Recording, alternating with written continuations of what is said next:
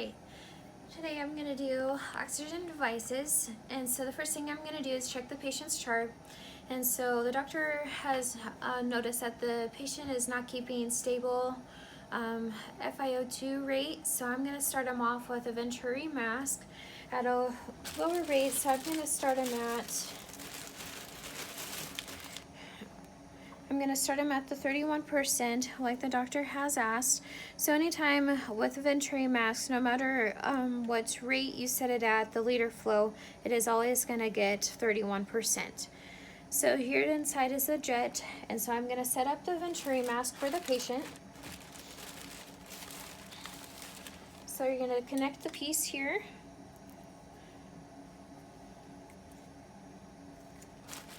This piece is here. And then connect the tubing, and try not to touch anything like the bed or anything with the tubing, and make sure the tubing is not kinked. It's all untangled, no kinks. It's going to get the proper flow, no pinches in the tubing. And then I'm going to connect it to the device here. Make sure it's set on tight, that way it doesn't pop off, especially with the liter flow. So it has to be at 10 to 15 liters per minute, so I'm going to set it up to here. Make sure this is connected first. I'm going to begin to set the liter flow.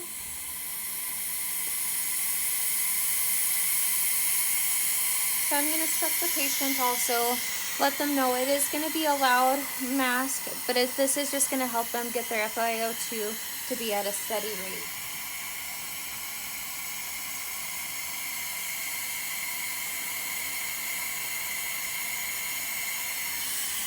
So with this, I will set it on the patient.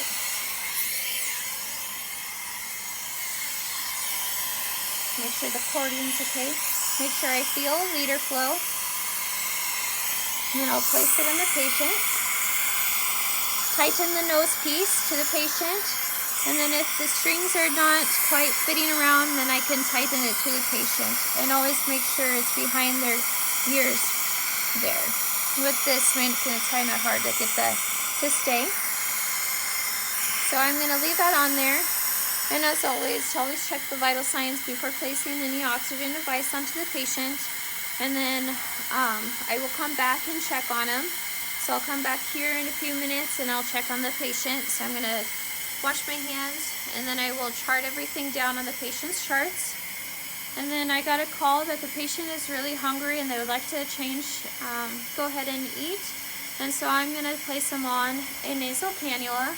So here I have a nasal cannula, and I'm going to set it at 3 liters per minute. So I'm going to shut this off. I'm going to remove this from the patient here. Oh, you can hear me here. I'm going to remove this from the patient, remove the device from here. And then I will set this device in a safety place. That way this doesn't get infected or anything. The tubing doesn't get infected. So I'm going to use this. I'm just going to place it here with its bagging.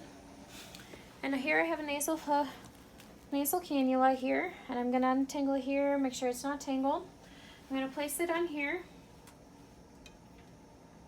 The reason I'm going to set it at 3 liters per minute is because you want to have the consistency of the same FiO2 of what you had with your Venturi mask. So that will become about 32 with this. So you want to have the nose piece down like this around the patient. You're going to place it into the nose, go around the ears like that. Instruct the patient to leave the oxygen on, not to remove it from their ears at all times. And when they are done, then I can place them back onto the Venturi mask. That way they can have that consistent flow rate to their lungs. And I always check before after I have changed that, I need to make sure I continue to check the SpO2 and listen to their lung sounds and everything. Make sure the vitals are staying good and they're not dropping too low.